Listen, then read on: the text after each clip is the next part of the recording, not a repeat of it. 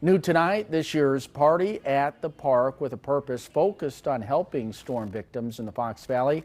The free event at Barker Farm Park in Menasha featured resources and giveaways for those affected, including free meals and a laundry basket filled with supplies for the first 100 households. It's really important to us. Our hearts are with the people in Menasha and the surrounding communities that are impacted by the tornado. We want to be able to help them along the way, and so utilizing the laundry services, we're giving rolls of quarters. We want to help with one little thing that'll make their life easier and maybe a little brighter.